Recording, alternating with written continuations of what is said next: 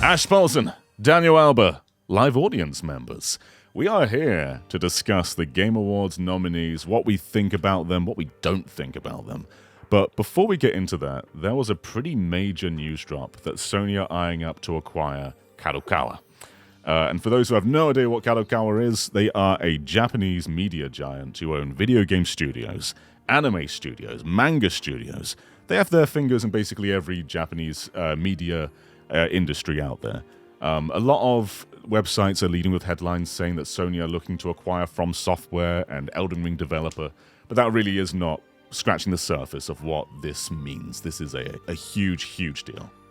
Yeah, and it really, potentially has, huge consequences for media ownership in Japan. I mean, if this were to go through, that is an act of massive consolidation in terms of Sony suddenly acquiring a bunch of the biggest games in Japanese, or names, excuse me. Names including games. Yeah, games and names in Japanese entertainment. And this would just be a move of massive consolidation. And, competition's a good thing. Consolidation doesn't always have to be bad, but typically when more of what you love is owned by one mega giant corporation, it's not a good thing. No. Monopoly laws are different around the world, and I'm not familiar with what Japan's are like. But Sony already own Crunchyroll. I'm pretty sure they own other studios that do anime. And to get Kadokawa as well, there'd practically be no competition in the anime realm. That's so crazy. Like, how do we keep having these situations of one property just owning so many others under their umbrella? Like, how how many situations is it going to happen for? Because anime is a big deal.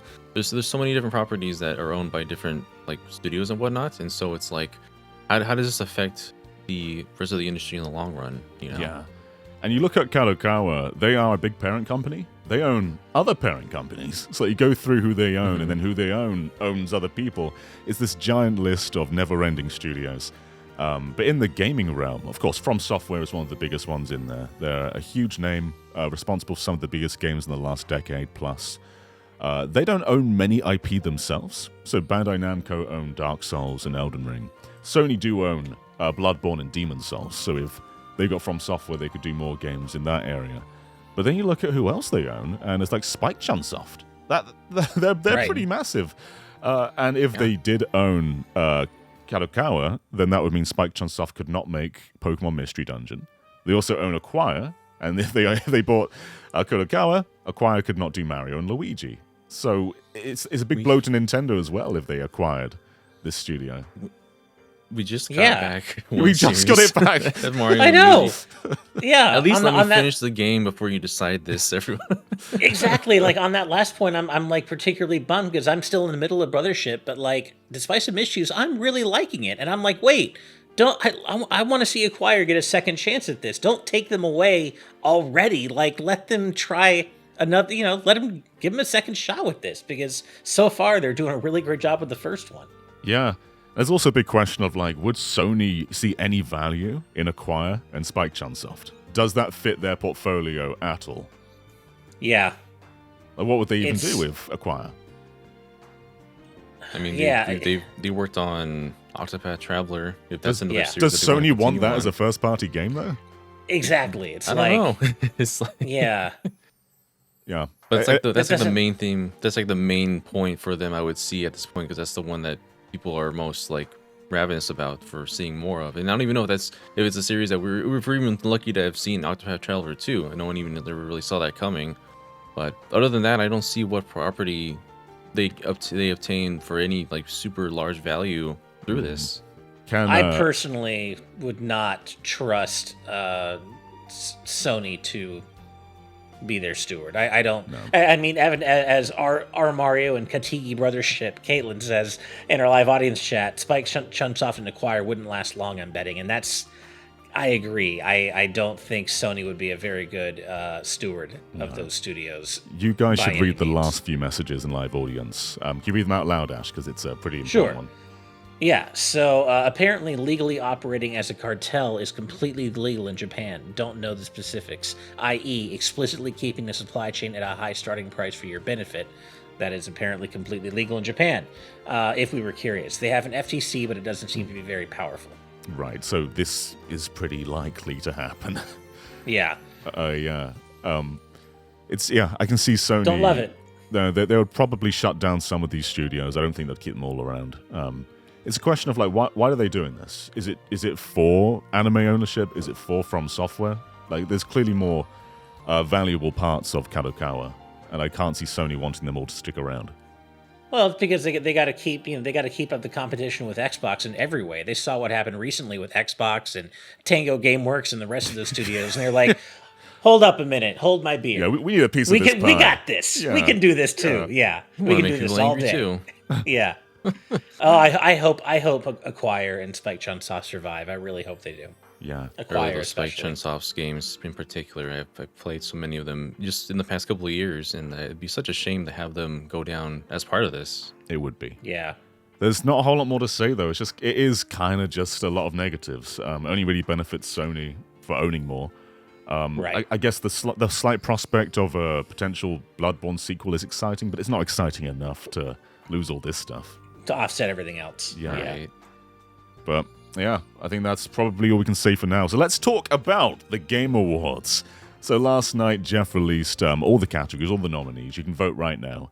And in my opinion, there's a lot of mixed choices here.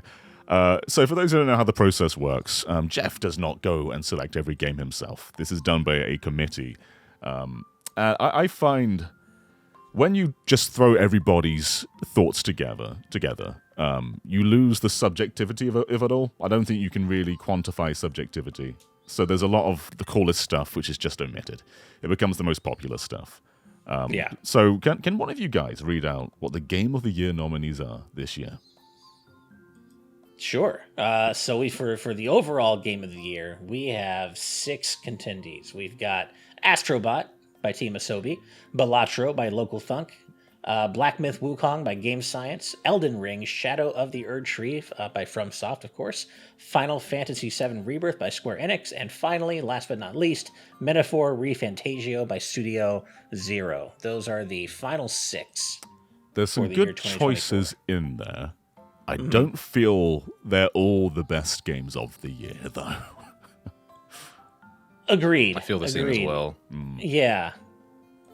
I mean, personally speaking, at least from where I'm sitting right now, both of my top 2 choices are at least represented, but I don't know that as a group of 6, I don't know if they're the most best representative list of the best of 2024. I would see that as well. Are we going to be in agreement that Astrobot should be up here at the very least? It should be up there. It should Absolutely. Yeah. And what they accomplished for I think being so. the team that they are, and for kind of carrying Sony a bit for the last ever since it's been released. I'm obviously pretty happy to see Metaphor ReFantagio on here. I think that probably deserves it out of all of these, to be honest. That's the one I'm hoping for, and I can as see we'll it, see, not to spoil it, there are a lot of categories that games have multiple inclusions in. Some that I'm glad for, some just like, all right, I would have probably seen this coming already. Well, I think an important thing to talk about, which live audience is talking about already, is whether it's okay for a DLC to be nominated for Game of the Year. And I will say, in the past, we have done this ourselves. We have talked about Xenoblade, like Future, Redeemed, and Torna. I think there is a distinction between DLCs. Like, if it is just like an extra chapter or something, then I don't think that should be considered at all for Game of the Year. If they've gone out of their way to basically shove a sequel into a downloadable pack, is that different? Because that's what Erdtree is. Erdtree is kind of Elden Ring 2. It's like a 25-hour-long sequel. Like new mechanics, new area, it does everything a sequel does. What I'm basically asking is the way it's distributed worthy of making a distinction? You know, Did they it's not? Yeah. Go ahead. Did they not specifically point out that DLC and other such campaigns would be included this year in particular? They probably said that because of Elden Ring. Because, They did like 3 I was just days gonna say, before. like, They never this is said just this was another way Xenoblade Future Redeemed. Yeah. This is just another way to have Elden Ring at another Game of the Year Awards show, and to snuff Xenoblade 3 Future Redeemed, because we would have remembered if that was included on there. That pretty much, I think, it deserves its own inclusion, if anything. But yeah, I feel like this is something where it's hard to draw the line for this one. I feel like because I would I haven't played it personally myself. I'm not really someone that would play Elden Ring, but when I hear everyone saying, "Oh, they spent like 40 plus hours on just this one campaign," and it's just like, if it's so much like a DLC, I'm just conflicted. Like if it's like an extra chapter, an extra so large that it's like its own sequel, I'm conflicted as far as like whether or not this really deserves the spot amongst all these titles that are new entries into new IPs, even to their respective properties. When it comes to like other From Software DLC, I think Bloodborne: The Old Hunters is one of my favorite DLCs, but it is also like another chapter. That is not really a new game. That's just more of Bloodborne. Oh, okay. Shadow of the Erdtree, I'd say, kind of is a new game. Like it's got its own mechanics, it's got its own stories, it's got everything a sequel would have. Well, and so did Future Redeemed by that definition, and also, and to reference one of my own previous Game of the Year lists, I included Horizon Forbidden West: Burning Shores in my previous list, and I stand by that. That is its own standalone adventure that introduces some new enemies, some new mechanics, some new skills, and it's a new chunk of story that isn't just like a single extra mission. At the same time, though, I agree with Daniel where it's like, where do you draw that hard line, though? How many gameplay hours, or how many? What's the threshold? Should there be a threshold? Are we getting too much into the weeds here? But what I do think sucks about this is that this reeks of the rules being changed at the last minute, specifically to accommodate Elden Ring, which means that serious contenders who deserve previous nominations, like Future Redeemed and Burning Shores, got snubbed because they weren't Elden Ring. There's also the question of, is Shadow of the Erdtree actually Game of the Year? Because I think it was really, really good for sure. But I've also played better games than that this year. I've heard that as well. I don't really know. Like that's the second layer of this conversation is like, what about the other 5 entries into in this Game of the Year selection? Yeah. Black Myth Wukong has a very passionate fan base. I didn't finish it. I played a bit of it, and I enjoyed it. Also, I would not say it was that impactful to me. I think a big deal for Chinese development, and this game was massive in China for sure, and I think it would get a lot of votes from China. Just from my personal perspective, though, I would not put this alongside the other candidates. I'd also say there are just some really big omissions here, and I think two of the biggest ones is Animal Well and UFO 50, which are both some of the most innovative games we've had. Like, I don't even know how long. They're super interesting, super innovative. UFO 50 is it's kind of like Action 52 if it were good, where you've basically they made 50 games, and a huge chunk of them are actually some of the most clever games you could ever play, and it's so impressive really cool that they managed that in just one title from one studio, and it sucks not to see them nominated here. I think although they were nominated for as best indie game, I'm just going to search their name a second. I believe they were, yeah. Best indie, and then best. That's it. Best indie. That's it. Yeah, I think Brandon and I will shout at the rooftops saying that Animal Well deserves a lot better than this. Absolutely. That's such an immersive game. That's a game you jump into it and you just explore and you discover everything on your own, on yourself. And it goes so, as the saying goes, the well goes deep. There's a lot to this entirely, and it's incredible how deep this goes, how it reached a community that came together to solve its puzzles within, how intricate it is, and how many layers of secrets there are.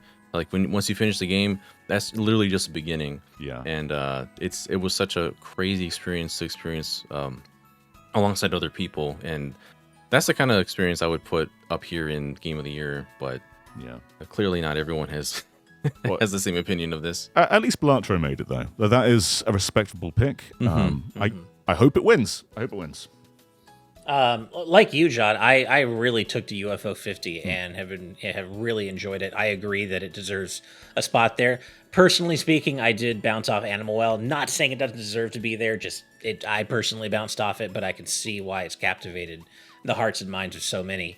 And I think they should both be up there. UFO 50, especially, like I said, resonated with me, and very special it's a game. shame not to see it there. But it may also be kind of like the Game Awards version of Oscar bait syndrome, right? There are just certain kinds of movies that no matter how good they might be or how fun they might be, if they aren't the right kind of movie, they're not going to make it to Best Picture, right? Yeah, for sure. So, unfortunately, it shouldn't be like that, but I think Astrobot winning would send a great message to the industry that people want less bombastic, games that take 10 years to make, just smaller creative games. That would be a brilliant message to send to AAA developers.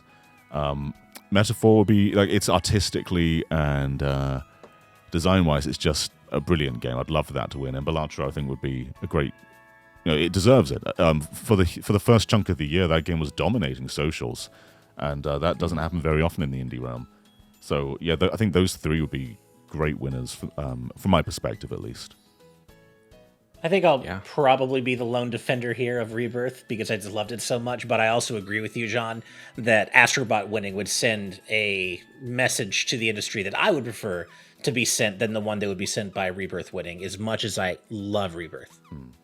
I also played and loved Final Fantasy VII Rebirth, but I still put other titles like Astrobot, like Metaphor, as the more memorable, higher tier, hopefully winner of the Game of the Year award for this year. Yeah. It's disappointing to see a lot of snubs as well. Like Prince of Persia: The Lost Crown was one of the best Metroidvanias I've ever played. And obviously underperformed commercially. It performed well critically, but people just didn't really play it. And then I think that's probably why it wasn't nominated. But I think it's better than a huge chunk of these games. Yeah. Are there any other snubs that you guys are eyeing up? Anything that you think should have been in there? Not necessarily. Well, I'm actually curious, and I don't necessarily think this is a snub, but I am curious about how you guys feel about Echoes of Wisdom not showing up more. And in fact, Echoes of Wisdom is in Best Family Game, which tells me more than ever that Family Game is really just the Nintendo category. Just thrown it. Even stuck at Jamboree, I get. But Echoes of Wisdom, a family game, get out of here. At least it's also best. I think it's nominated for Best Action Adventure. But yeah, how do you guys feel about Zelda not being in the top? I think it's probably fine for not being in Game of the Year. As great as it was, I don't think it is Game of the Year. Agreed.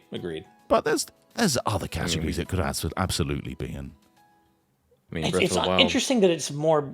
They say action adventure. Some of these genre assignments are a little bit strange, in my opinion. But yeah, Echoes of Wisdom being in an action adventure is interesting. A big one that bums me, and I think Daniel might agree, Unicorn Overlord. I think that is one of the best games of this year. And you search it. Where is it? If you search for Unicorn Overlord, okay, Unicorn best simulation / strategy. What that says to me is that was a strategy game that released this year. It obviously that genre wasn't bursting in games. Like we've got Asia Mythology, Frostpunk 2, Kanutsugami. I'm not too familiar with that one. Mana Lords, and then Unicorn Overlord.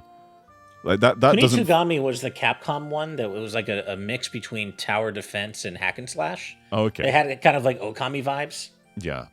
But that to me just says like that Unicorn Overlord was in that genre that's nominated. It's not actually recognizing it for anything. Right.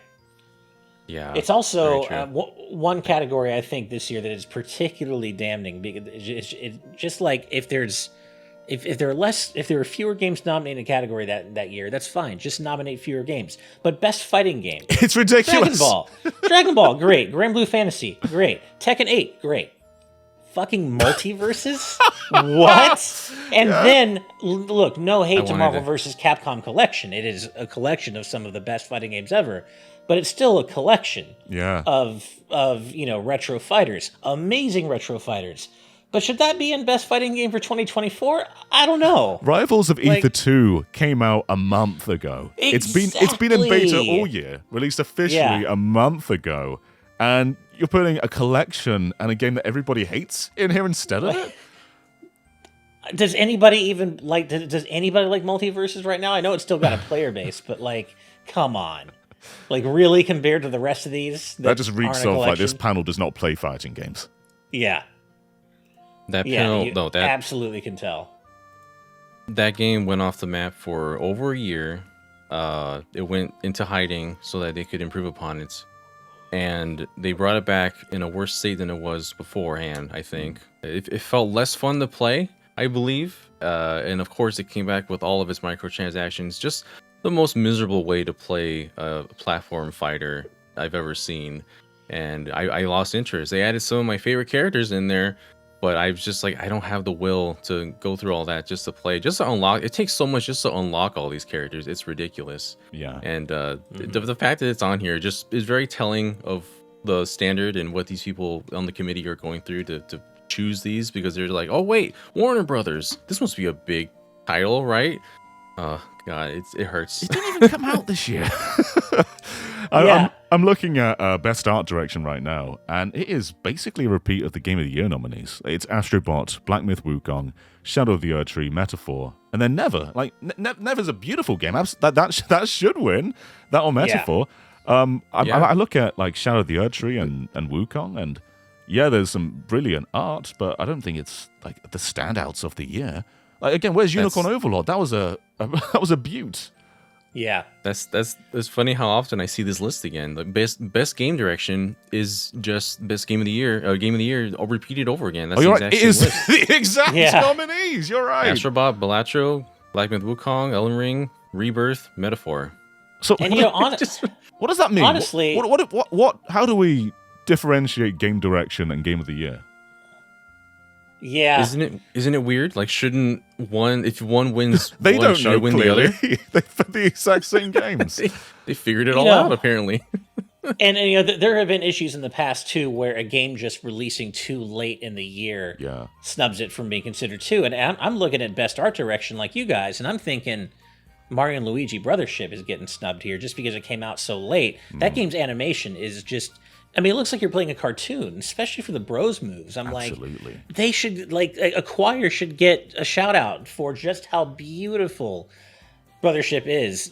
To say nothing, I mean, obviously, yes, the Switch is performance, it's old, it's dated, 30 FPS, blah, blah, blah. True. But the underlying game there, the art and the animation are gorgeous, man. And Dragon Quest 3 HD 2D. Yes, that too. Yeah. That as well.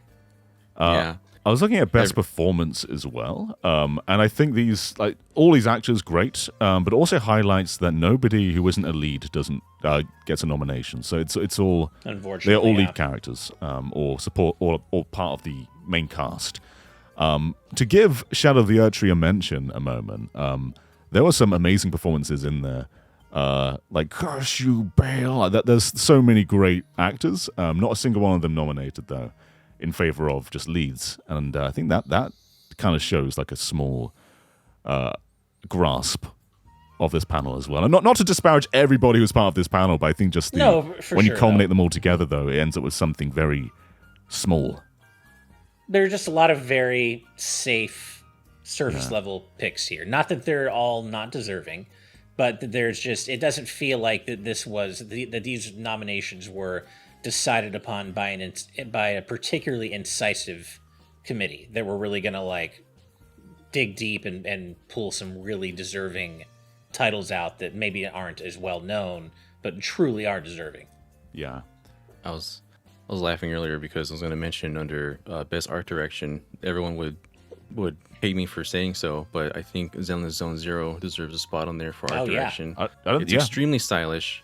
The art style rivals what I would see in like Persona, for example. It's very much a very stylistic game. It's on best mobile game, so I guess we got that. It doesn't return on none of the Hoyo games return for best ongoing game, which is surprising for this year. But yeah, that's one that I would bring up. I know Steve would agree with me, and I know a lot of people that wouldn't. So just looking at it, like this isn't a game you need to play to understand its beauty. You can look at it. Yeah, exactly. You can look at it and just say that deserves it. That is some of the best animation I've seen in a very long time. When you see how the cutscenes are animated, so much personality, and I hope that gets recognized at least a little bit on for mobile. It's also a huge shame that no actors from Metaphor are nominated, because that is actually some of the best voice acting I've heard this year. It's really good, right? Yeah, I posted that clip of it was Stroll way back before the game was just barely getting announced of his awakening scene, and it was like some of the best voice acting I'd heard in a very long time. And I feel like that could have been something that was deserving of a spot. Yeah. Where's Dion in Final Fantasy 16? We were talking about best ongoing game just now.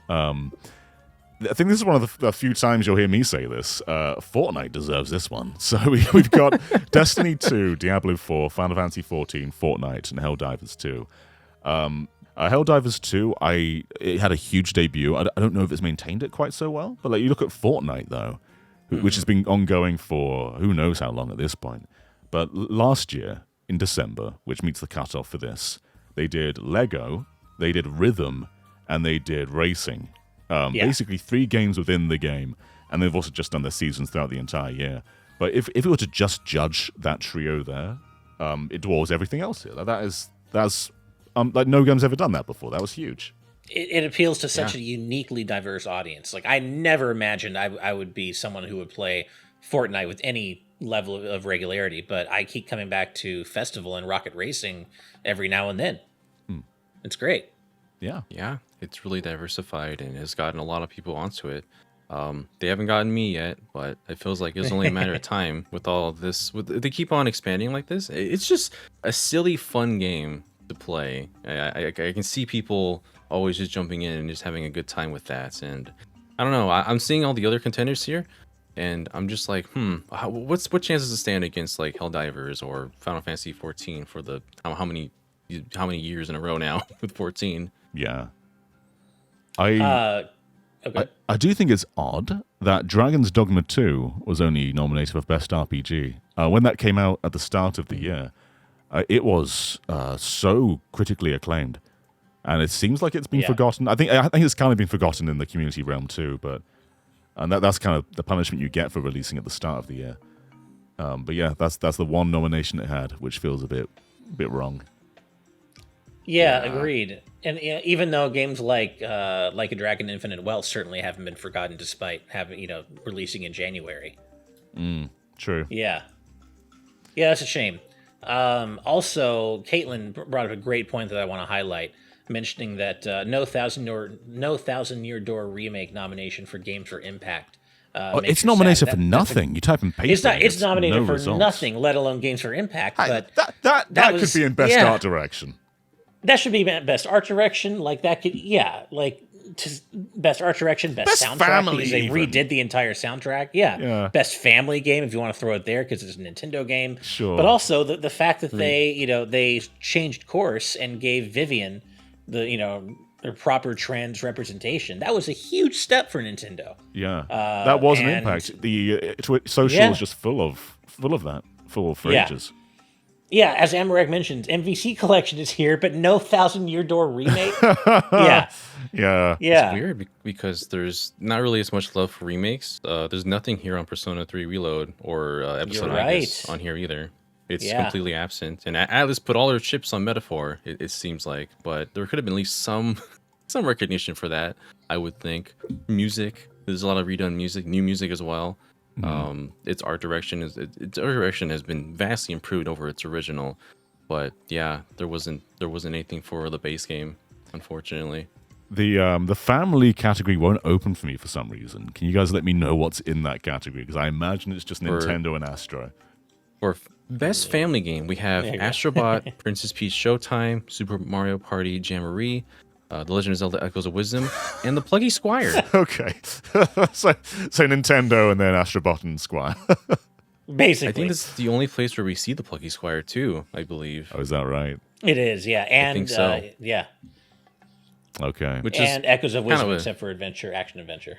Yeah. Kind of a shame. Like, I really like how the Plucky Squire looks as it plays as a game itself. Not as much. I think it's more memorable for its art, and I think that carries it for the majority of its runtime over actually playing it as a game. But it's always fun to see like the character move from 2D to 3D. That's always a visual it's very impressive. Flair and highlights. But beyond that, I don't know. It didn't hold me as much as I was hoping it would. Yeah. I didn't love it either, to be honest. I thought it was very clever. That's such a shame. I still have to play it, but I'm tempering my expectations. Yeah.